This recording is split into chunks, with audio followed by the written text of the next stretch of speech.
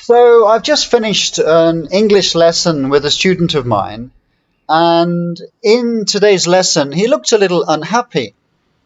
And I asked him, "Why are you looking a little unhappy?" And he said, "Well, I've been thinking about confidence, and I'm not a very confident person." And I thought that was a little bit strange.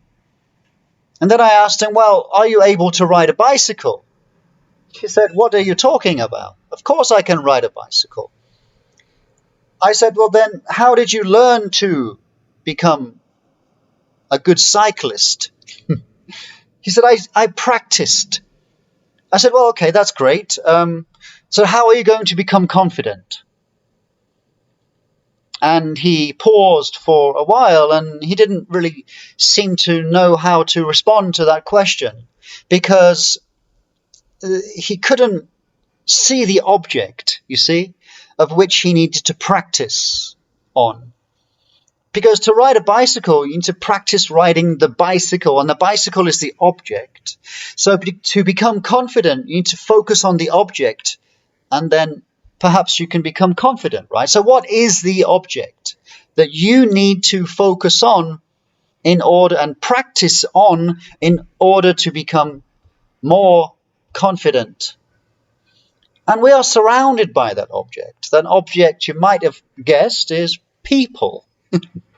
Unless you believe that you're more confident than anybody else, unless you believe that you're happier, smarter, brighter, more successful than anybody else around you, then just stay being you. Just continue being you. But if you look around and you see people that are perhaps better, more confident, smarter, more successful than you are, then maybe it's time for you to jump out of yourself and jump into a new form. But then you might say, "Well, but that's not me. I'm me. That's them. We're different." Well, my name is Jonathan, but I'm not Jonathan. My name is Jonathan, but I'm not Jonathan. I'm an English teacher, but I'm not really an English teacher. That's my job. That's my name.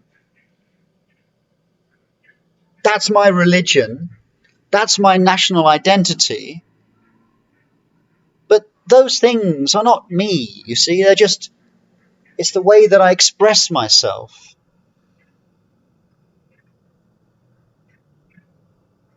So if I'm looking more deeply into myself, trying to find the answer of who am I, then maybe I'm just a big ball of beautiful energy. If you take away the body, maybe I'm just a ball of energy. That's not so, perhaps it's a little philosophical, perhaps a little profound, but I'm a big ball of energy. So for me to become somebody else, or at least to learn to behave, express myself like somebody else, it should be quite easy, because it doesn't matter whose behavior I choose to copy, excuse me. It doesn't matter how I choose to behave or who I choose to copy or follow. Essentially, I'm the same person. I'm that big, beautiful ball of energy. So unlock yourself, break the cycle,